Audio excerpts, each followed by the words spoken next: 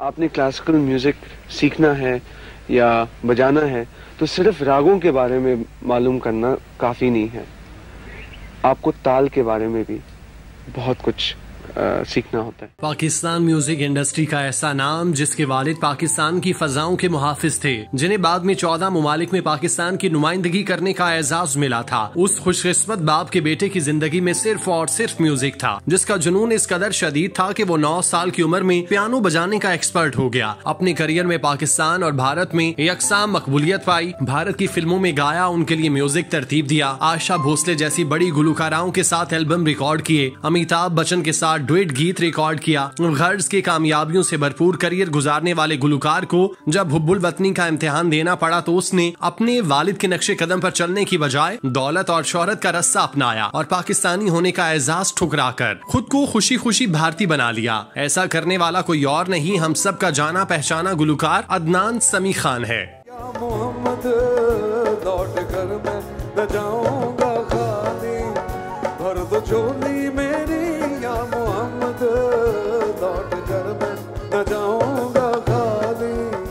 अदनान समी खान 15 अगस्त 1971 को लंदन में पैदा हुए, जहां उनकी परवरिश और तालीम के मराहिल पूरे हुए। उनके वालिद अरशद समी खान पश्तून थे, जो पाकिस्तान के ब्यूरोक्रेट बनने से पहले पाक फजाइया में बतौर फाइटर पायलट अपनी खिदमात सर अंजाम दे चुके थे, जबकि वालिदा नौरीन खान का ताल्लुक जम्मू से था। उनके अबाव अजदाद का ताल्लुक अफगानिस्तान के बादशाह अब्दुर्रहमान से था, जिन्होंने बादशाहत में पढ़ने वाली शोरश के बायस अफगानिस्तान से निकलने में आफियत जानी और पेशावर से होते हुए बरतानवी हिंद में मुंतकिल हो गए। अदनान समी खान ने यूके के रग्बी स्कूल से तालीम हासिल की, जिसके बाद उन्होंने बैचलर और लॉ की डिग्री हासिल करने के लिए किंग कॉलेज का रुख किया। LLB करने के बाद अदनान समी बतौर बैरिस्टर क्वालिफाई करने के लिए लिंकन्स इन जा पहुंचे।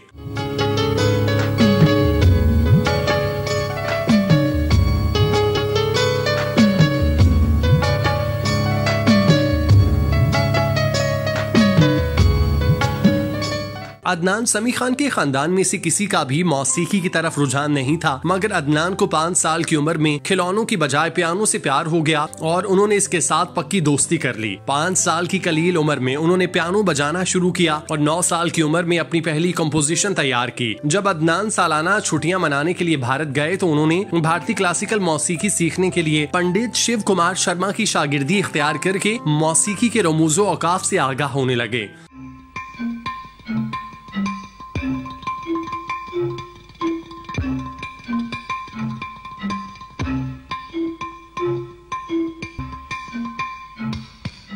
दस साल की उम्र में आशा भोसले ने अदनान समी को लंदन में होने वाले R.D. बर्मन कंसर्ट में पहली बार देखा और उनकी फनी सलाहियतों से मुतासिर होकर उन्हें इसी शोबे में मुस्तकबिल बनाने का मशवरा दिया। बचपन की हुदूद से निकलकर जब अदनान समी लड़कपन के मदार में दाखिल हुए तो उन्होंने स्वीडन के शहर स्टॉकहोम में मुनक्किद होने वाले म्यूजिकल तकरीब में पियानो बजाने का बेहतरीन मुजाहिरा पेश किया, जिसे दुनिया के तमाम मीडिया ने देखा। पियानो पर तेजी से हरकत करती उंगलियों की बदौलत उन्हें अमरीका नैयाद की बोर्डिंग मैगजीन की जानिब से पियानो बजाने वाला तेज तरीन आदमी करार दिया गया। अदनान समी ने महज 16 साल की उम्र में बदतरीन कहत का शिकार मुल्क एथोपिया के लिए गीत तैयार किया, जिसके लिए उन्हें यूनिसेफ की जानिब से खुसूसी अवार्ड से नवाजा गया। उनके करियर का पहला सिंगल गीत 1986 में रिलीज हुआ, जो यूनिसेफ के लिए तैयार किया गया था। ये गीत मशरक़े वुस्ता के म्यूजिकल चार्ट में पहले नंबर पर विराजमान रहा। 1979 में उनकी जानिब से पहला formal album the one and only release किया गया, जो अंग्रेजी जुबान में था। इस एल्बम में अदनान ने पियानो जबकि उस्ताद जाकिर हुसैन ने तबले में अपनी महारत दिखाई।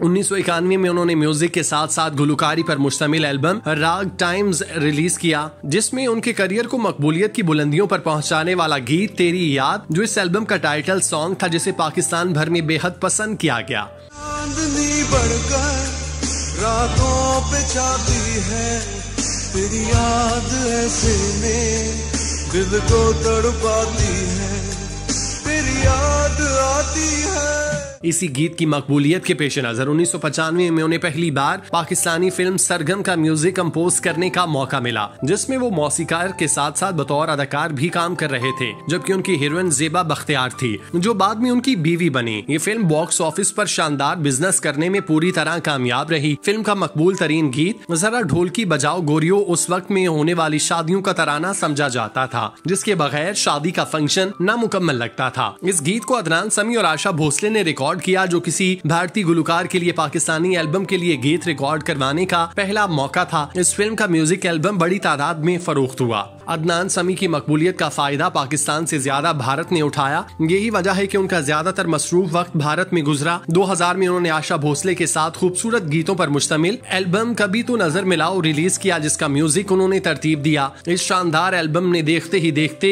इंडियन पॉप चार्ट पर अपनी बर्तरी दिखा दी। भारतीय मैगजीन बिजनेस वीक के मुताबिक ये एल्बम 2001 और 2 का सुपरहिट एल्बम था, जिसकी 40 लाख कॉपियां फरोख्त की गयी। इसी एल्बम में शामिल दीगर 2 गीतों में से एक की म्यूजिक वीडियो में मारूफ भारतीय अदाकारा अदिति गवारतीकर जलवागर हुई, जिन्होंने अपनी अदाओं से इस गीत को 4 चांद लगा दिए, जबकि दूसरे मारूफ गीत थोड़ी सी तो लिफ्ट करा दो में अदनान समी की मधुर धुन पर उनके हमरा सबसे पसंदीदा गोविंदा भी ठुमके लगाते दिखाई दिए। अदनान समी की मकबूलियत का अंदाजा इस बात से लगाया जा सकता है कि 2002 में उन्हें पेप्सी फूड्स की जानिब से ब्रांड एम्बेसडर बनाया गया और एक मुआहिदे के तहत उन्हें भारत के मुख्तलिफ शहरों में परफॉर्म करने के साथ साथ पेप्सी के इश्तिहारात में जलवागर होना था। हैरत अंगेज तौर पर अदनान समी वाहिद एशियाई थे जिन्होंने पेप्सी और कोका कोला की एक साथ एडवर्टाइजिंग की। अदनान समी की मकबूलियत पर पाकिस्तान के मकबूल अंग्रेजी अखबार ने तबसरा करते हुए लिखा था कि जितनी शोहरत अदनान समी को भारत में हासिल हुई, इतनी किसी और पाकिस्तानी के हिस्से में आज से पहले नहीं आई।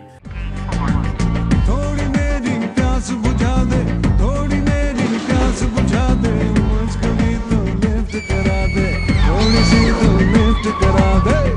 2002 में अदनान समी ने अपने करियर का दूसरा मकबूल तरीन एल्बम तेरा चेहरा रिलीज किया, जिसने पूरे भारत को अपने शहर में जकड़ लिया। गुज़श्ता एल्बम की तरह इसमें भी भारत के कई नामवर चेहरे जलवागर हुए। एल्बम का टाइटल सॉन्ग तेरा चेहरा अदाकारा रानी मुखर्जी पर फिल्माया गया, जबकि दूसरा गीत थोड़ी सी तो लिफ्ट करा दो अमिताभ बच्चन के साथ डुएट था, जिसमें दोनों एक दूसरे के साथ मजाहिया हरकत करते दिखाई दिए, जिसे देखने वालों ने एंजॉय किया। गुज़श्ता एल्बम की तरह ये एल्बम भी अपनी रिलीज के 1 साल तक म्यूजिक चार्ट्स में पहले नंबर पर रही और अमेरिका कनाडा के म्यूजिक को भी मात दे दी। इस एल्बम ने मकबूलियत में गुज़श्ता एल्बम को भी पीछे छोड़ते हुए नया रिकॉर्ड बना डाला। ये ज़मीन रुक जाए, आसमां झुक जाए, हो तेरा चेहरा जब नजर। अदनान समी ने भारत की मुतादिद फिल्मों के लिए गीत रिकॉर्ड कराने के साथ साथ इंडस्ट्री में भी अपनी आवाज का जादू जगाया। उन्हें अपनी काबिलियत की बिना पर दुनिया मुमालिक के सरबराहान के सामने अपने फन का मुजाहिरा करने का मौका मिला, जिनमें पाकिस्तान और भारत के साथ साथ स्वीडन, फ्रांस, मुत्तहिदा अरब अमारात समेत कई दीगर सरबराही मुमलिकत शामिल थे। इसके अलावा अदनान समी ने दुनिया के 40 मुमालिक में अपनी आवाज के सुर बखेरे। 2003 में होने वाले वर्ल्ड कप के दौरान अदनान समी भारत में मौजूद थे, जहां उन्हें भारतीय क्रिकेट टीम के लिए गाना लिखने को कहा गया। उन्होंने टीम का मोराल बुलंद रखने के लिए हौसले से भरपूर गीत इंडियन क्रिकेट टीम के साथ परफॉर्म किया, जिसमें गेस्ट अपीयरेंस के तौर पर अमिताभ बच्चन, अभिषेक बच्चन, फरदीन खान और करीना कपूर जलवागर हुए।